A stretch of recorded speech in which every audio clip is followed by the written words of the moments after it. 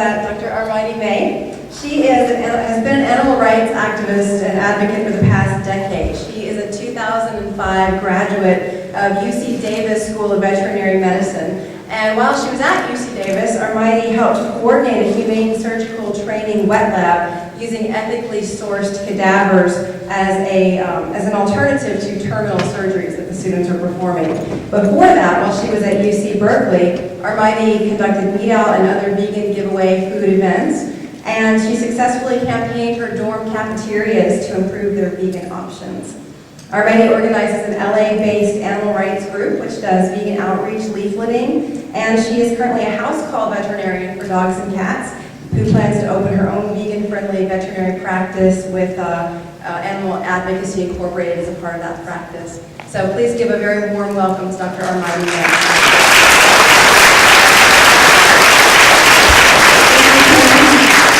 It's really wonderful to be here tonight with all of you, and as Kim mentioned in the beginning, it really does feel like a family reunion. And speaking of family, I'm really delighted to see that my mom and grandmother showed up. That was quite a pleasant surprise. So thank you, Mom and Grandma. My assignment for tonight was to talk about the state of the movement with respect to companion animal issues.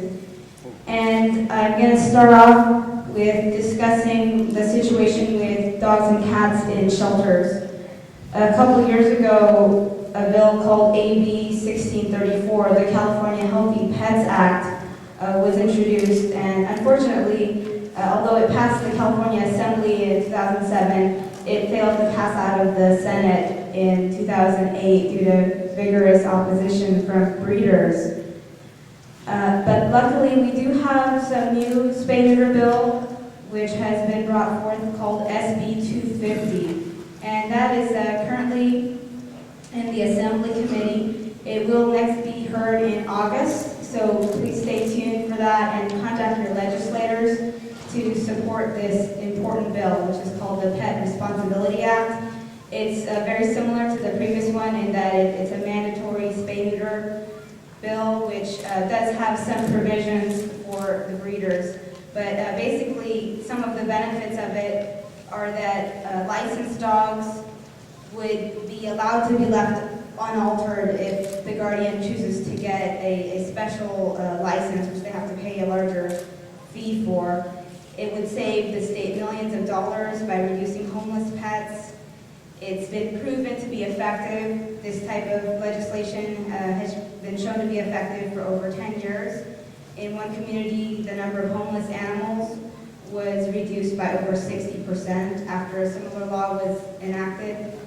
It's been introduced in other parts of the countries, and it's really what we need to combat the crisis of pet overpopulation. For the last number of years, it's been about 4 to 5 million dogs and cats' lives claimed every year, which is a terrible tragedy, especially when we consider how important these animals are in people's lives, and especially now with the downturn in the economy. A lot of people who have had their homes foreclosed upon or facing other financial hardships have had to give up their animals, and they end up in the shelters, and unfortunately, a lot of them do get killed. As of 2004, unfortunately, there has actually been about a 15% increase in the number of animals killed in shelters. As of, according to the California Department of Public Health, in the last 5 years, the total yearly numbers of dogs and cats entering California municipal shelters actually increased from a little over 729,000 to 835,000, over 835,000.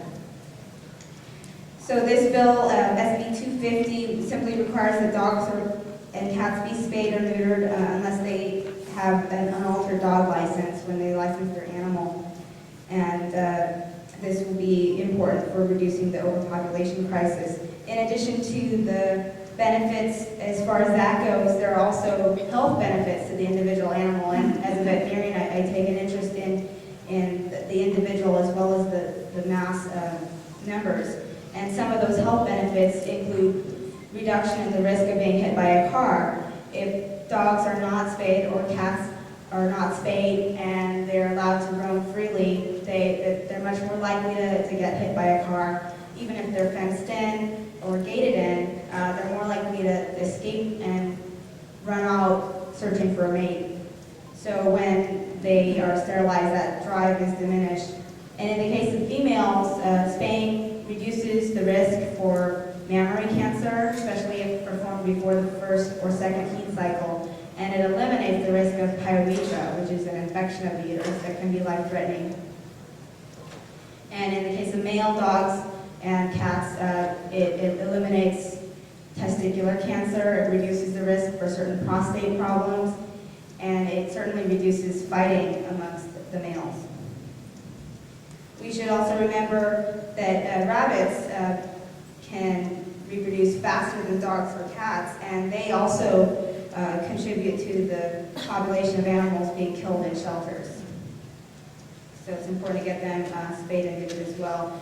And one of the things that's a big challenge with the shelter situation is the pit bulls. They comprise a very large percentage of the dogs that are killed. And some of these animals, most of them are very sweet. They unfortunately have a bad reputation for being vicious.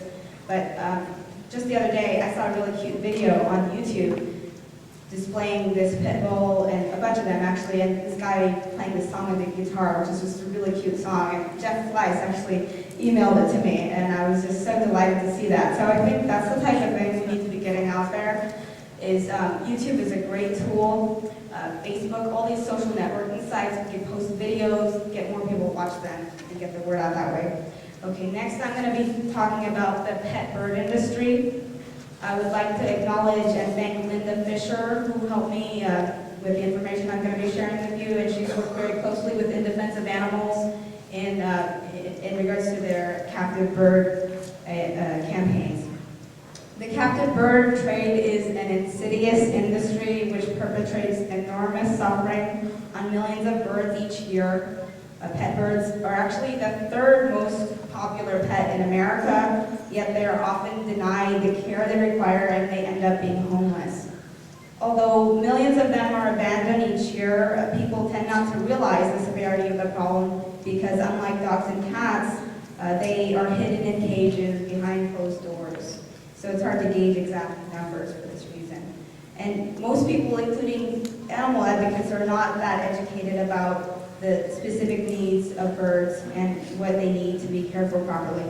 Really, they don't make good pets is the bottom line, and a lot of people just don't realize this, but they scream, they feather pick, they have a lot of behaviors which are not really conducive to living in a human household. And so people don't research this in advance, and they are not able to provide the necessary attention that's needed to take care of these birds properly. So they end up suffering from medical conditions. They end up becoming frustrated, bored, lonely, depressed, and develop problem behaviors such as biting, continuous screaming, and feather picking. Also, hormonal surges, which naturally occur in these animals when they're in the wild, also occur when they're kept in captivity, and that can also trigger some of these problem behaviors. Another major problem has to do with their long lifespans. Some of these birds, particularly the parrots, the macaws, and the African greys, tend to live 60 to 80 years, and they can outlive their human guardians, especially since a lot of the people who obtain these animals are middle-aged or elderly when they buy these young birds, and it's very common for them to end up having to have the birds taken by another party when the person passes on. And that person, whether a relative or family member, wasn't signing up for this obligation, and then the parrot ends up being passed along to yet another home. So this is a very complex problem, and a lot of the facilities, actually, they claim to be bird sanctuaries, are in fact breeding the birds and selling them off to unsuspecting consumers for profit. So this is something that we really need to investigate more and get a better idea of what's going on before we embark on a specific campaign. This is what Linda Fisher was explaining to me. There are some reputable bird sanctuaries out there, which we should be supporting in the capacity we're able to. These include Perry Project and Foster Parrots. And I invite you to please come and visit the In Defense of Animals booth and check out the display. Linda Fisher's put a lot of effort into. She's been doing some negotiations with Petco to try and get them to stop selling birds and other live animals. And she has made a little bit of headway with Petco. I'm going to start talking about horses now. And basically, up until a few years ago, we had 3 horse slaughterhouses in the United States.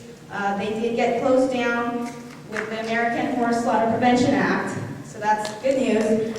However, we still have a really big problem with horse slaughter in this country, and the reason is that now what's happening is the horses are being shipped to Mexico and Canada to be slaughtered, and it's a real travesty. These horses endure horrific conditions for hundreds of thousands of miles without food, water, or rest, and the slaughter procedures over there are really bad. So right now what we need to do is get this act called the Prevention of Equine Cruelty Act passed, which is, the number is H.R. 503, and the Senate companion bill is 727, which would prohibit the interstate commerce in horses and horse flesh for human consumption. So please contact your legislators and urge them to support the Prevention of Equine Cruelty Act. Also, please have them support the Horse Transportation Safety Act, which is H.R. 305, and that would prohibit the interstate transport of horses and motor vehicles, which is containing 2 or more levels. And this has been an issue with safety, which has caused a lot of accidents, including lethal accidents due to the steep ramps. So thank you for your attention.